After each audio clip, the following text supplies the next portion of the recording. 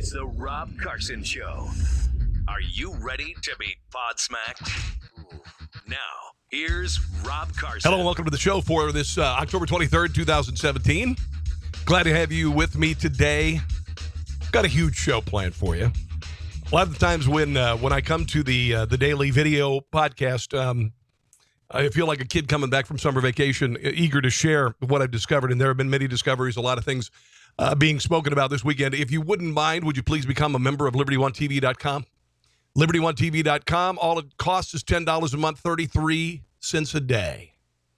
We've just signed some major talent. And I've got a good buddy who's a big political commentator. He's getting ready to put pen to paper to join this network. It's growing, folks. It's growing. We'd appreciate your help. LibertyOneTV.com, 33 cents a day, $99 a year. $10 a month is all it takes. I'd greatly appreciate it. For those of you listening on my podcast, it's episode number 193. You can, of course, find it on iTunes. You can find it on iHeartRadio, TuneIn, Player FM, Google Play, Google Plus, YouTube, Audio Boom, and SoundCloud, among other places. And, of course, also on the Podcast Radio Network, podcastradionetwork.com, where it runs every night, 6 o'clock Eastern, 5 o'clock Central. Okay. So what's going on? Well, let's start with NFL protests over the weekend. There were none. Did you know that? There were none. ESPN has been running a tracking site where they list how many NFL players protest, and there were none. Now, there were some people, 4 players remained out of sight until the anthem was over. Titans receiver Richard Matthews stayed in the locker room. Dolphins receiver Kenny Stills, tight end Julius Thomas, safety Michael Thomas remained in the tunnel. So that's what happened this weekend. The players have gotten the message that this is going to cost them. I mean, it will cost them merchandise, your next contract. If the league tanks or suffers anymore, you're going to get paid less. That's it. And the protests are pointless. They're based on a lie, first of all, that police officers are killing black men wholesale, which is just not true. And also, there's no finish line. There's no finish line. There's no, oh, okay, when this happens, then I will go ahead and stand again. So it's pointless. And there are a million other ways they could go about it if they chose to do so. Ben Stein was, I like Ben Stein. I think he's fantastic. His voice leaves a little bit to be desired. But Ben Stein is a great guy. He was on Fox News Channel's Cavuto on Business talking about institutional racism, because that's what the protests have kind of evolved slightly, or devolved, I should say. And they're not just about police officers shooting unarmed black men, because that narrative is not working. And it's gone on to institutional racism. It's gone on to equal pay for women, among other things. I've heard some people say. It's collapsing under its own weight. And here's Ben Stein talking about institutional racism in the country.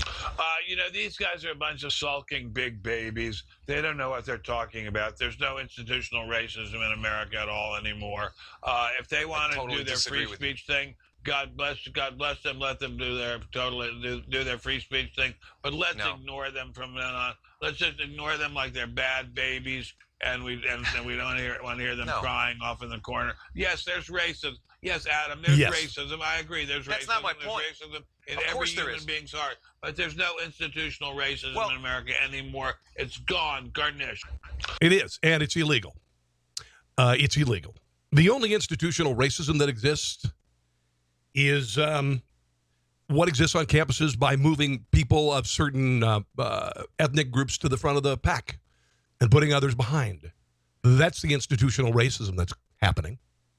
That's happening on campuses everywhere, So I'm gonna agree with Ben on that one. I'm going to agree with Ben on that one. Oh, Justin Timberlake is going to be halftime. This is pretty funny, actually. 13 years ago is when Justin Timberlake and Janet Jackson did the wardrobe malfunction, which I was thinking about again. It's just absurd on the face of it because they went through rehearsals. Everybody knew this was going to happen. It was part of the routine. And it just, this is the whole thing, as I was remembering last night, it's just so stupid. Here he is being interviewed over the weekend, and he says that's not going to happen again. At any point in the ask, do they say, hey, just the last time there's a little wardrobe thing. Can we make sure that doesn't happen? And as long as we're good with that, then we're good with you. Yeah, that won't happen. No. This time. There was a little bit of that, but no, Mike, that's not going to happen. Yeah, you know, the thing that really bothered me the most about this is, do you know who paid for that? Do you know who paid for the sins of Justin Timberlake and Janet Jackson? Radio did. Radio did. The FCC went after radio, of all things. There was a major crackdown. I remember WEBN in Cincinnati. They used to run songs, had uncensored F-bombs in them, and everything. And whatever you feel about that, you know, whatever. You hear the F-bomb so many times anymore. It's really like, so who cares? I don't prefer to use it in my podcast because I wouldn't use that kind of language around people I don't know. And you guys, I think it'd maybe give you a bad impression of me. You know what I'm saying? I'm not meaning to be a wuss. Don't get me wrong. I have some salty language at times, but I just don't do it here. But radio paid for it. EBN yanked everything. They cleaned out their website. They used to have all sorts of stuff on their website that was, a lot of naked women and stuff. And radio ended up paying for the sins of broadcast television. It made no sense whatsoever. It really did. It swept the country. It changed radio, of all things, which was stupid because radio didn't do anything. Radio didn't do anything. Oh, if you want to go to the World Series, we've got L.A. and we got Houston. I'm glad that Houston's in there, not the Yankees. Kind of tired of the Yankees. Dodgers have one of the largest markets in baseball. As of Sunday, the average ticket price to see the Dodgers play in the World Series goes for $3,332. Now, I guess this is in L.A., all of the games. Average price for the Astros, $2,144. Apparently, if you don't, so whatever. While both teams have average prices that are historically high, the Dodgers market is 10 times as big as the Astros, so that's the reason. Real-time data shows the ticket prices for Game 1 at Dodger Stadium start at about $1,000. 4,000 tickets remaining. A cheap ticket for Game 2 could cost about $850. Games 3 and 4 in Houston are projected to be $850 for both games.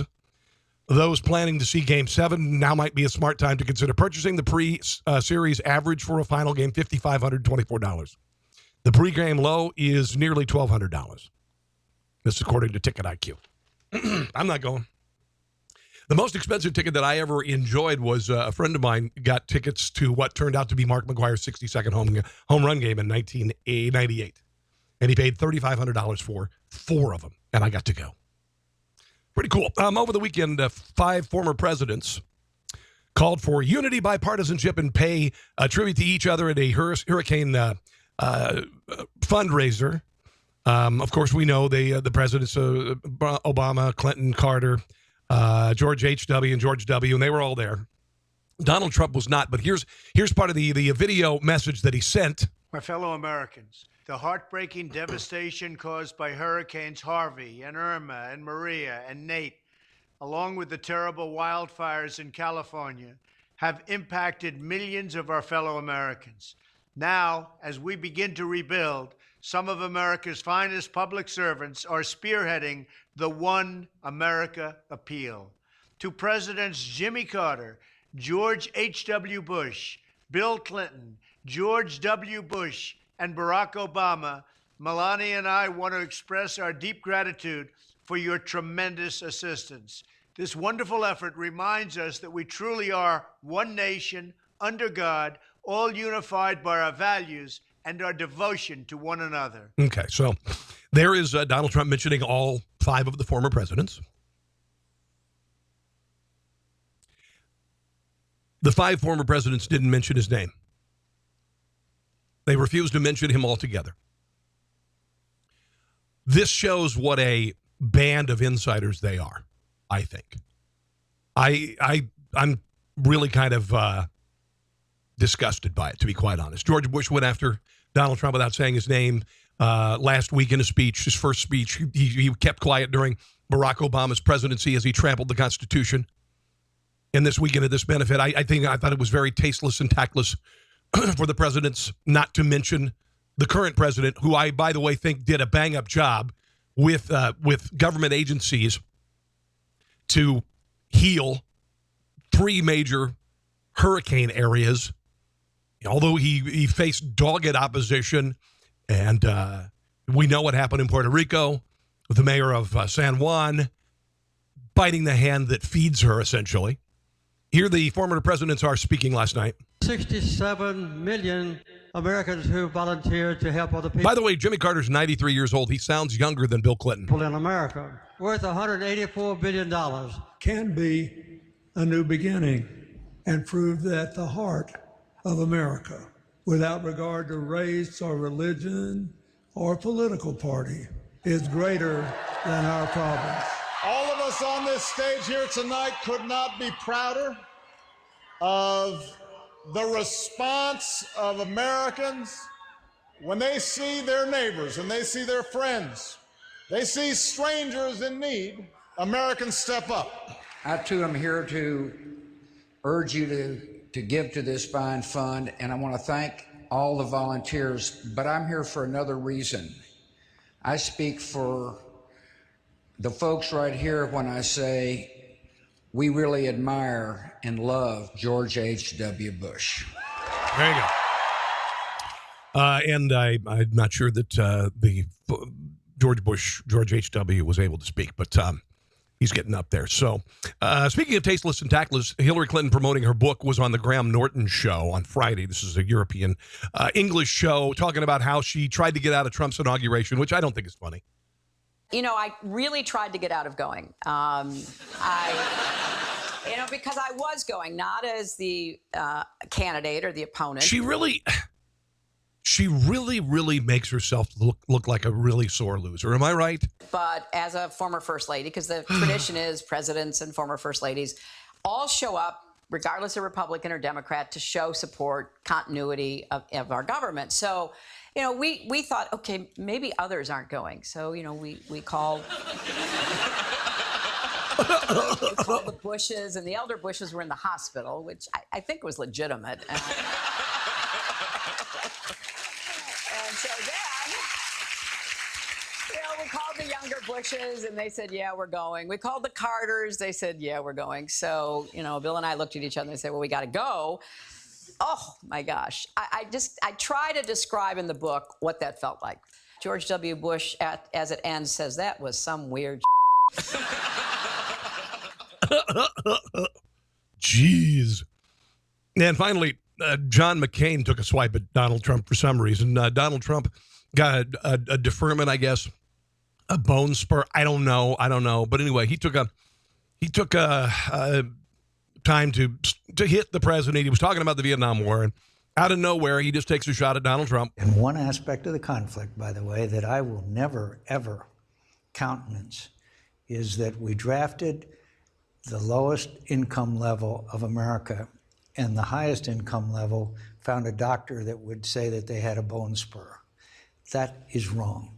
That is wrong. If we're going to ask every American to serve, every American should serve. I don't even know why 50 years later this needed to come up, but whatever. And then, John McCain last week went after a reporter for saying that he was going to try and stop everything that Trump did. It sounds like McCain has a real problem with the president. A lot of people do, and I'm getting kind of tired of it. Representative Frederica Wilson is calling for an apology from John Kelly, White House Chief of Staff, for character assassination. Here's the problem. You have to have character to begin with. This woman is a cartoon character. She's a rodeo clown. She said, not only does he owe me an apology, but he owes an apology to the American people. No, see, I'm one of those people, and I support this guy. And I do not want him to apologize because you are a wretched, awful human being. She referred to Kelly as a puppet of the president. You'll recall that Wilson called her an empty barrel. She showed her true colors when she took credit for securing $20 million for an FBI field office in Miami. And, like I said, I don't think she's an empty barrel. I think she's full of crap. I really do. I'm just fed up. I'm also fed up with the term white supremacists, calling people white supremacists or racists when they're not. Over the weekend, Frederica Wilson said the White House is full of white supremacists. They are making themselves look like fools. They have no credibility. She's mirroring what she looks like there. She does look like a fool. She does have no credibility. They're trying to assassinate my character. They are assassinating their own because everything they say is coming out and to be shown a lie. Stacey Plaskett, a Democrat and the Virgin Islands delegate to Congress, said she was especially offended that Donald Trump didn't remember or stumbled through LaDavid Johnson's name during a phone call, a condolence call to the family. Plaskett's doubling down, accusing Trump of assuming that parents of black children are unmarried. I don't know where that came from. I'm going to go out on a limb and guess that everyone involved here, from Wilson to Plaskett to the Johnsons themselves, weren't Trump fans to begin with. This is from a piece in Breitbart, and I agree. The racism charge against Kelly was designed to undermine his moral authority. But now that Wilson and other Dems keep hammering, it's just going to polarize the dispute along partisan lines. I think it's disgusting.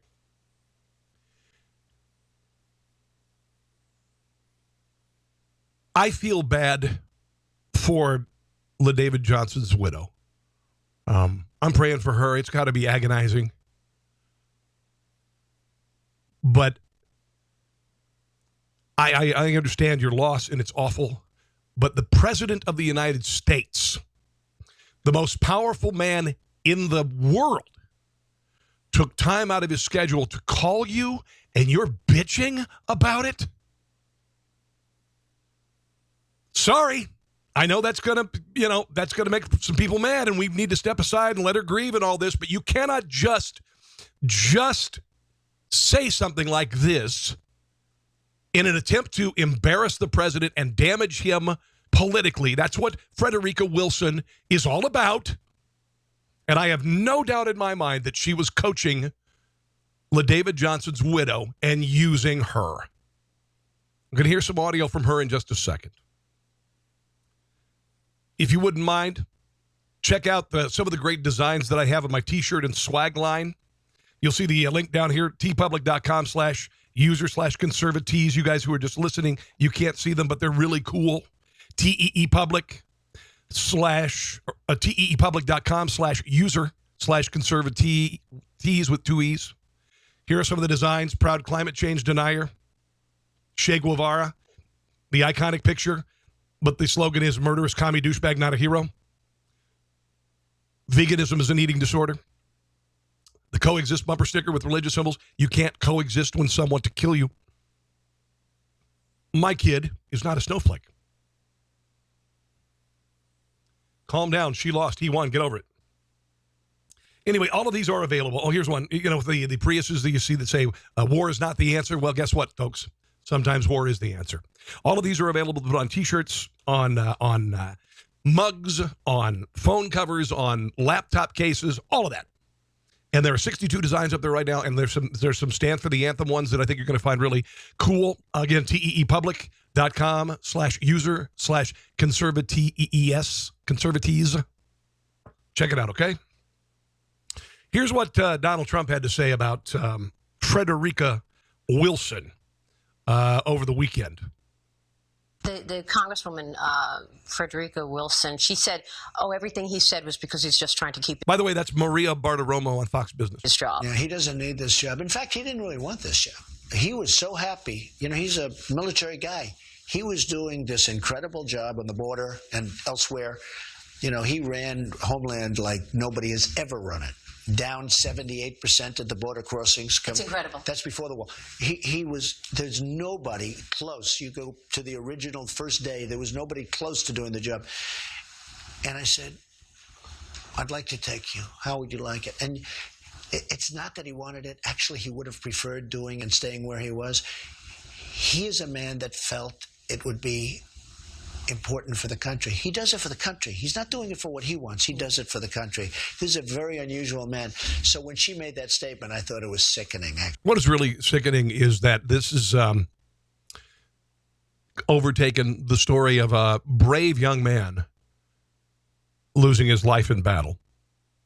And I think that he would If I were him, I'd be disgusted by it. I'm not going to try to put thoughts into the mind of a person who's gone, but I would have been disgusted by it. I realize your grief is profound, but at the same time, the President of the United States called you. A lot of times people get a letter.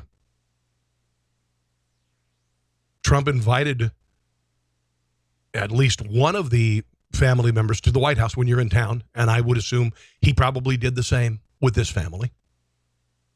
You're not going to hear that, though, because Frederica Wilson isn't, she didn't hear the entire phone call, she says, even though it was on speakerphone. Now, she's not sharing the good parts. It really is. It's just sordid and awful. And Maisha Johnson appeared on Good Morning America today to talk about her husband. And, of course, George Stephanopoulos offered the usual, "We're so sorry. We hope you feel our prayers." Now let's get to the good stuff. Rip on Trump. Here's the first soundbite from Maisha Johnson. And we was literally on the airport strip getting ready to get out. And he called Master Sergeant Neil's phone. I asked Master Sergeant Neil to put his phone on speaker so my aunt and uncle could hear as well. And he goes on to saying his statement as what he said was... The president. Yes, the president. Said, Get to it. I want to clarify that this is the president because I want to inflict as much political damage as I can. That he knew what he signed up for, but it hurts anyways. And it made me cry because I was very angry at the tone of his voice and how he said it. Like he couldn't remember my husband's name. The only way he remembered my husband's name because he told me he had my husband report in front of him. And that's when he actually said LaDavid. I'm not going to comment on her English. So there's that. Now, just so you know, Frederica Wilson was speaking about slain FBI agents, the building that she procured the funds for, and she made sure that was said. She said that at the dedication of the building. He's criticized Donald Trump for the bad remarks. She's saying that he knew what he was doing when he signed up. Well, she said something very similar to that during a speech in 2015.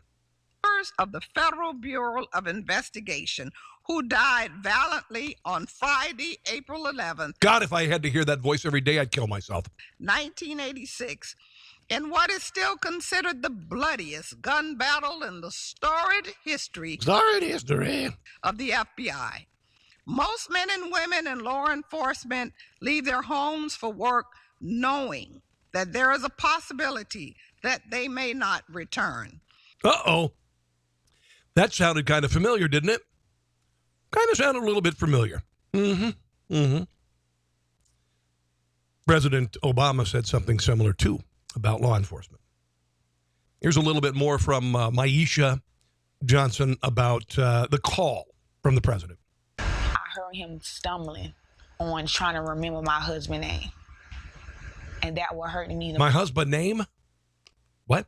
Most, because if my husband is out here fighting for our country and he risks his life for our country, why can't you remember his name? And that would make me upset and cry even more, because my husband was an awesome soldier. He did what it take people, other soldiers, like 5 years to do in 3 years. So imagine if my husband was here now. It took my husband 3 years to make E5. It take other soldiers 5 to 6 years just to make an E5. He was a great soldier. He had a very bright future in front of him. I'm praying for him. I'm praying for him. I can't imagine losing my life so early, a baby on the way and other children. Just cannot imagine the ultimate sacrifice. God bless him. God, do something else to Frederica Wilson. This is where Maisha revealed to some degree the investment politically that she has in this wretched, awful congresswoman? I didn't say anything. I just listened. But you were upset when you got off the phone. Oh, very, very upset and hurt. Very. It made me cry even worse. Congresswoman Wilson reported that, and you explained she was in the car with you. Yes. She's been close to your family for a long time. Yes. She's been close to my family for a long time. Well. Isn't that interesting? Yes. Miss Wilson, my uncle-in-law was Miss Wilson's elementary school principal. And my husband was in her 5,000 role model program. That's why she's well connected with us. Okay. There you go. I think we kind of know what's going on. I just think the whole thing is sad to reveal in this way a call from the President of the United States. Donald Trump, I don't think, was trying to be flippant or a dick. He wasn't to any of the other phone calls that he made. He was calling someone he doesn't know.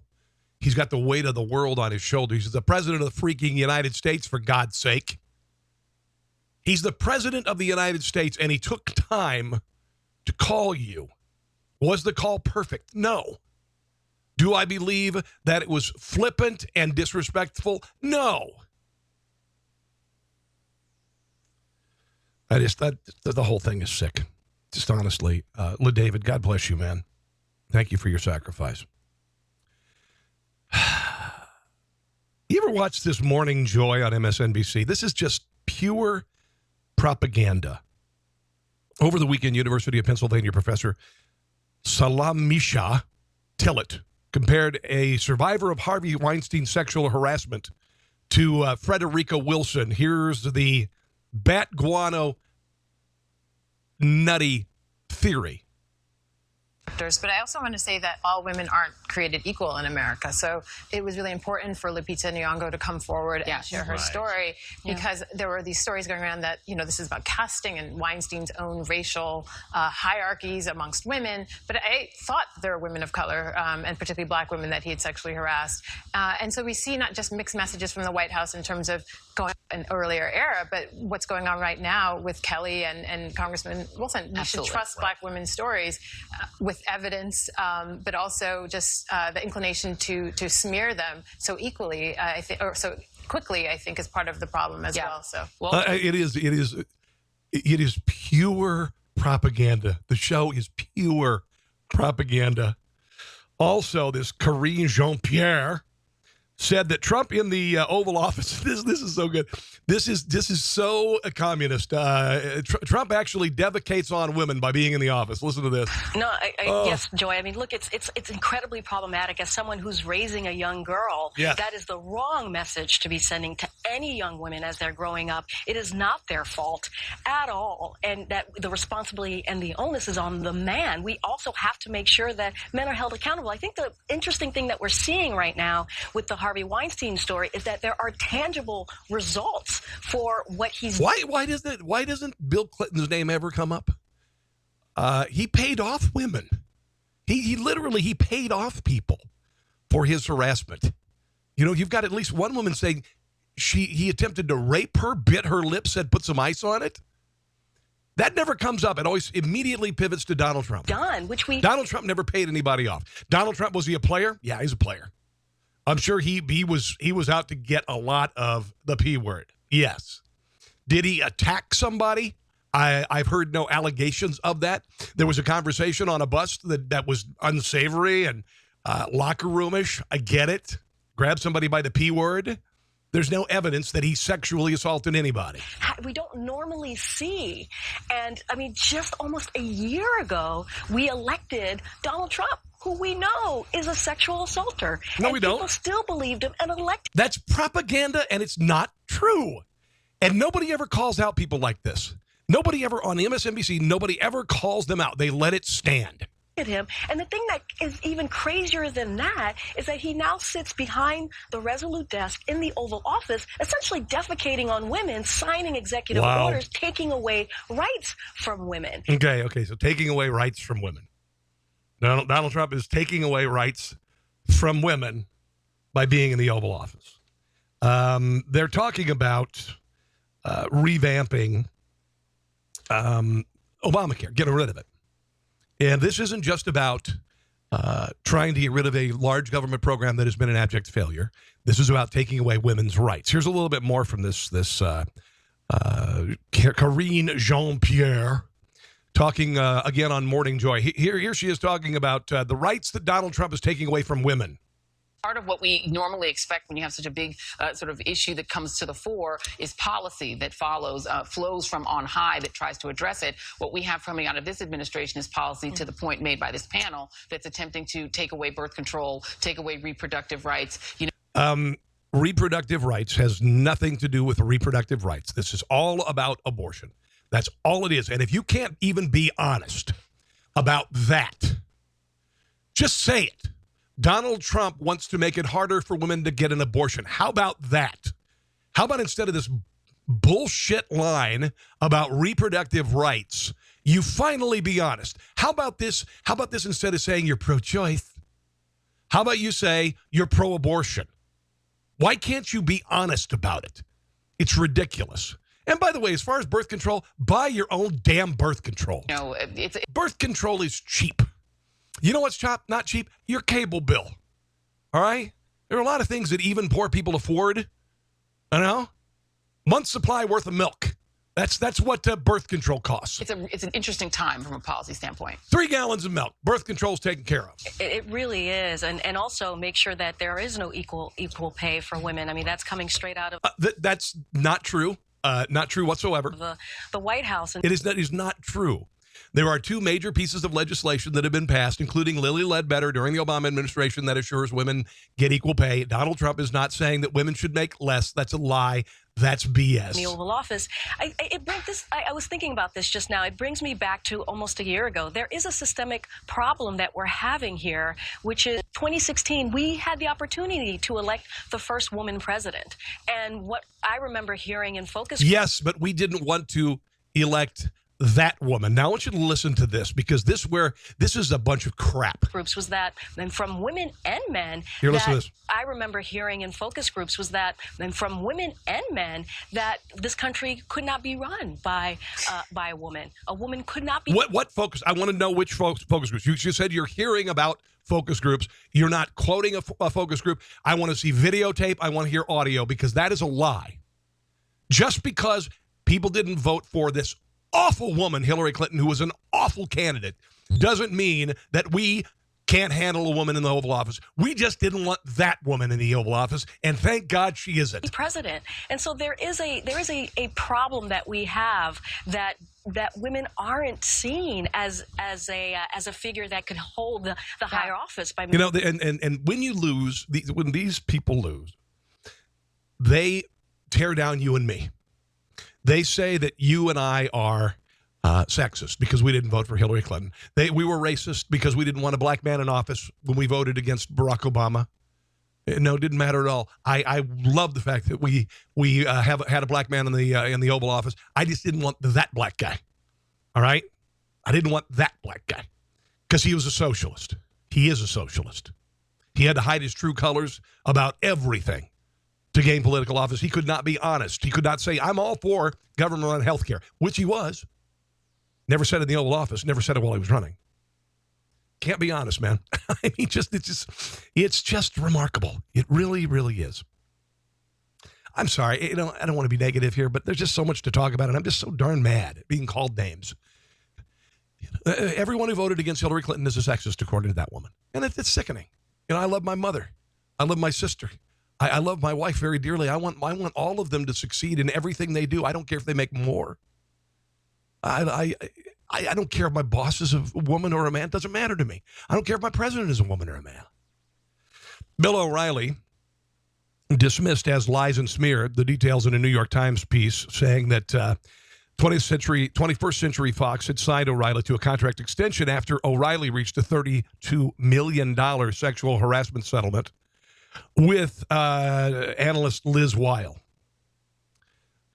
He was re-upped in February only to be dismissed by Fox in April. O'Reilly was combative and unapologetic on Twitter. He said, quote, "My investigative team have done a superb job in exposing the lies and smear. I will speak with you on Monday." He also posted a statement from spokesman Mark Fabiani saying the Times once again maliciously smeared Bill O'Reilly, this time even failing to print a sworn affidavit from his former lawyer, Liz Weil, repudiating all allegations. Then why did you give her $32 million? $32 million? Are you kidding me? I think even Harvey Weinstein only paid one woman, I think, $100,000. $32 million is a massive settlement. Fabiani accused the Times of ignoring sworn evidence in favor of unsubstantiated allegations, anonymous sources, and incomplete, leaked, or stolen documents. Previous harassment settlements involving O'Reilly total at least $45 million, according to the Times. O'Reilly told the Times that they were politically and financially motivated and that he never mistreated anyone, even though he's paid out $45 million to different women.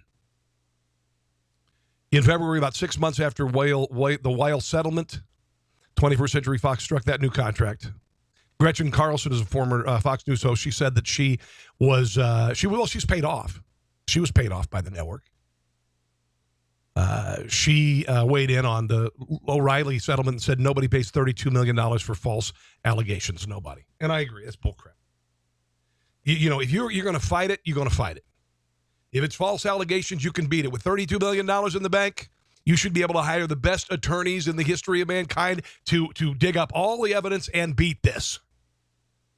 He chose to pay her off. Sorry, I don't believe you, Bill.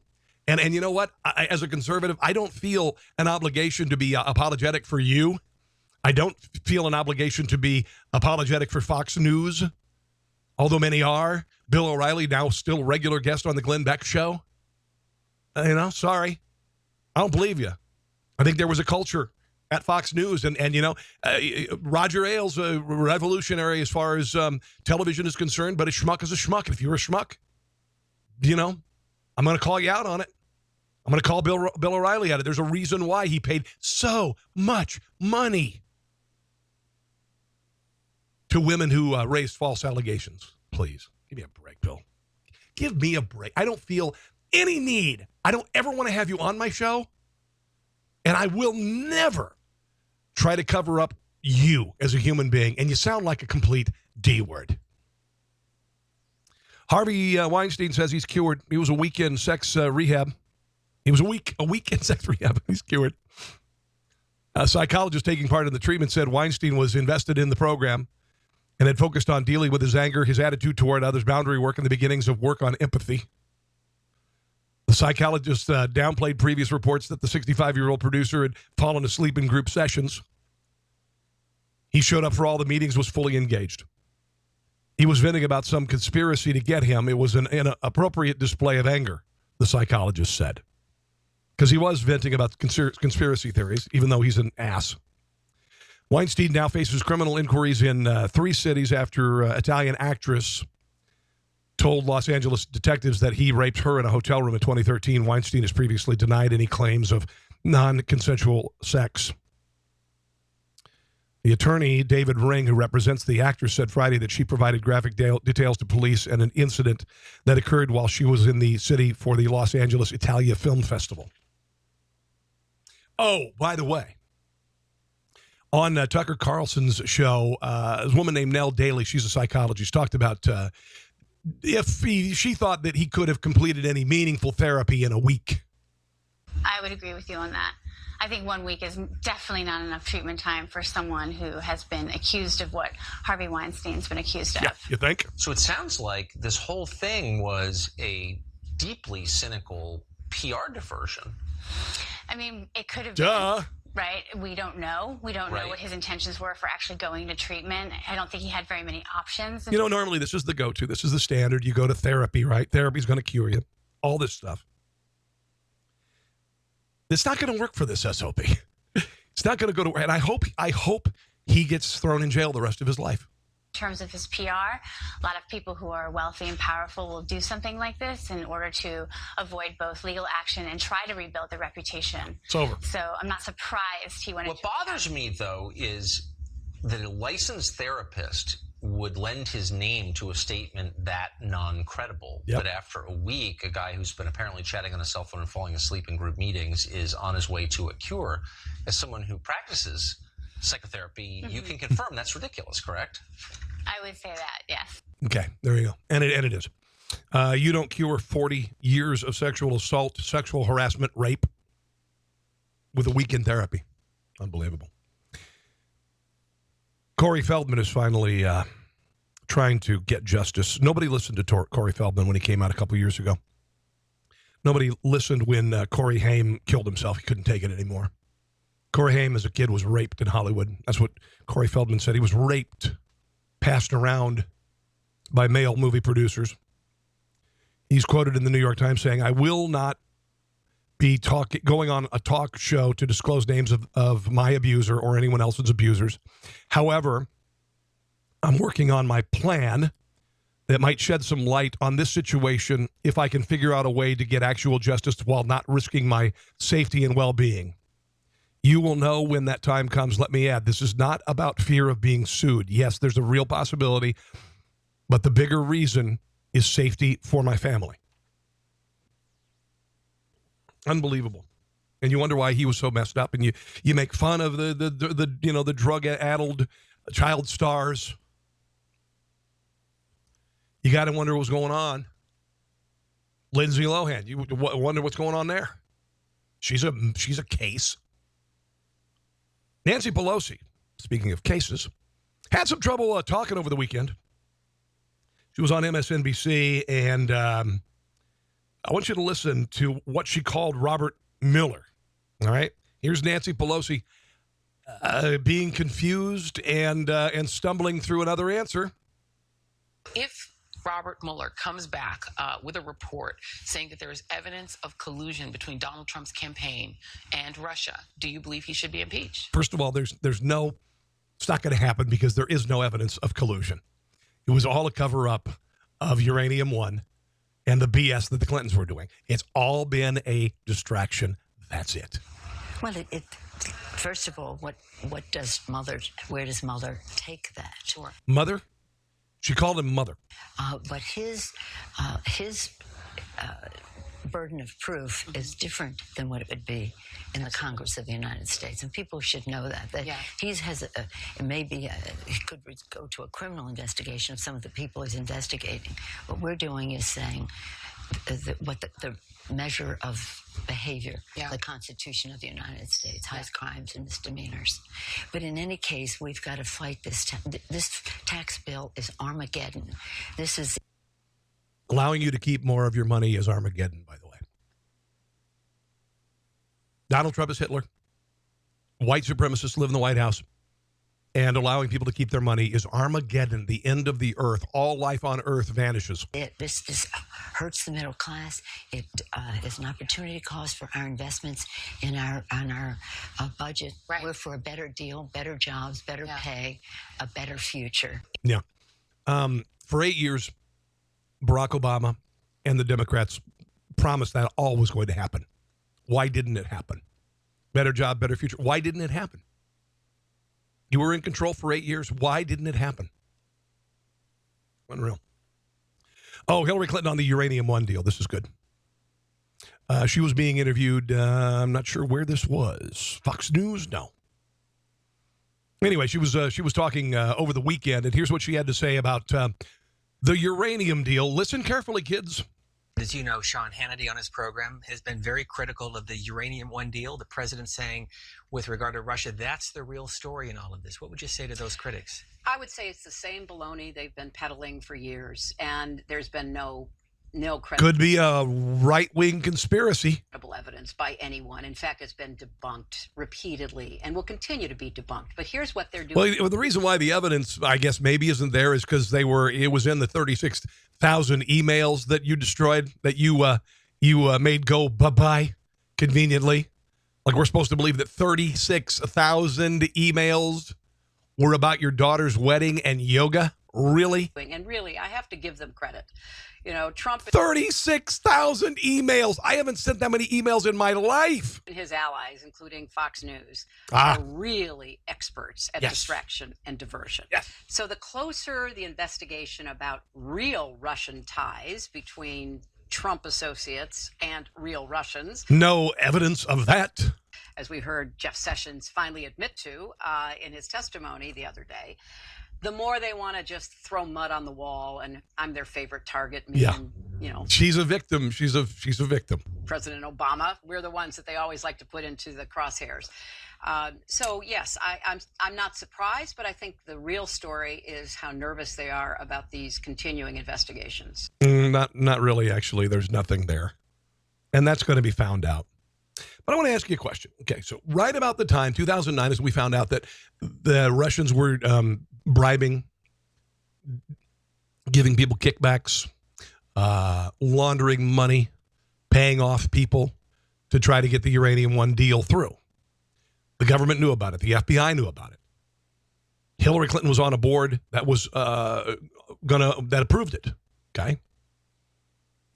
All of a sudden, in that time, right before approval, her husband suddenly gets a $500,000 to speak in Russia for one of these companies associated with the deal. And the Clinton Foundation somehow got $145 million from them, from Uranium One. $145 million. Now, if the Clinton Foundation was truly a credible charity, why didn't everybody who had $145 million put $145 million in? Pay for play, folks. Pay for play. I hope to God that we get to the bottom of this and that woman goes to jail. I really do. Tom Steyer is a billionaire in California, Democrat mega donor. He's buying $10 million in national advertising, calling for President Trump's impeachment. The ad is called Join Us, #JoinUs. Here is the ad that is running, featuring basically California's version of George Soros.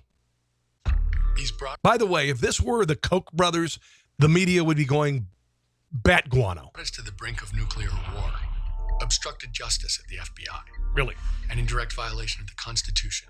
He's taken money from foreign governments and threatened to shut down news organizations that report the truth. If that isn't a case for impeaching and removing a dangerous president, then what has our government become? I'm Tom Steyer. I don't know. The government, the last 8 years, used the IRS to go after conservative groups who wanted 501c3 status. The government used a discredited report from a former secret MI6 member about Donald Trump renting a hotel room in London, hiring prostitutes to pee on a bed that Michelle and Barack Obama slept in at one point. And they went to the FISA court, and the FISA court gave them permission to bug Trump Tower, members of the Trump campaign, and the transition team. So what has our government become, kids? And like you, I'm a citizen who knows it's up to us to do something. It's why I'm funding this effort to raise our voices together and demand that elected officials take a stand on impeachment. A Republican Congress wants... You know, this is only going to get worse the more successful the president is, and he's being very successful, particularly with the economy.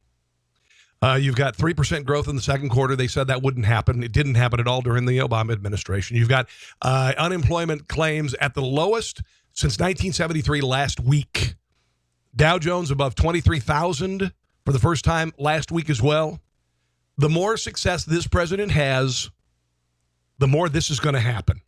Because it's meant to serve as a distraction, to end his presidency before he could become a historical president.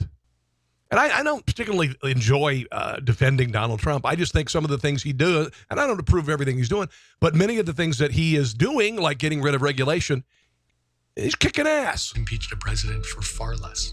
Haven't heard of any chemical bombs being dropped on Syrians by the Syrian government lately, have you? Oh, yeah, because Donald Trump kicked their ass. Yet today, people in Congress and his own... I believe Raqqa was taken back from ISIS, and ISIS is getting its ass kicked. Administration know that this president is a clear and present danger. Danger to Democrats, a danger to having a Democrat president in 2018 or 2020. Mentally unstable and armed with nuclear weapons. Wow. And they do nothing. No. Join us. Join us. And tell your member of Congress that they have a moral responsibility to stop doing what's political and start doing what's right. Yeah. Our country depends on it. Oh, whatever. You douche. What an incredible douche. Billionaire douche. Jemele Hill back at ESPN, and she was interviewed at the airport. I think she realized that by saying that people should, what did she say, boycott the Cowboys or something, that she was biting the hand that fed her. Here she is talking at the airport about how ESPN was basically right. It doesn't really matter what I think. I think, as it matters to us. No, it matters to people, but here's the reality. It's ESPN acted what they felt was right. And, Listen, I've worked for broadcast companies. You don't threaten the company you work for. I don't care where you work. You just don't do that. This is a freshman mistake. This is stupidity. And she's lucky to still have a job. Being a broadcaster, or particularly a television broadcaster, is a blessing you would not believe. I have been a radio broadcaster in some of the biggest markets in the country, and I have enjoyed the largesse of those positions. I've been on vacations. I've been on trips. I've made a lot of money. I've never been rich, but I did very well. Did very well. There are a lot of perks, and sometimes people, they need to realize that you live in another world than most people. You are celebrated. You are admired. People want selfies with you. You get free stuff. You get to go to shows. You get to go to, like I said, on trips. And occasionally you need a little smackdown, a little reality check, Jemele. I don't have any argument or quibble with that. I would tell people absolutely after my Donald Trump tweets, I deserve that suspension. There you go. Absolutely. I violated the policy. I deserve that suspension. Going forward, we'll be in a good, healthy place. It'll be fine. Okay. Basically, she almost lost her job. She could have very easily ruined her career. All because she felt political activism was more important than her job.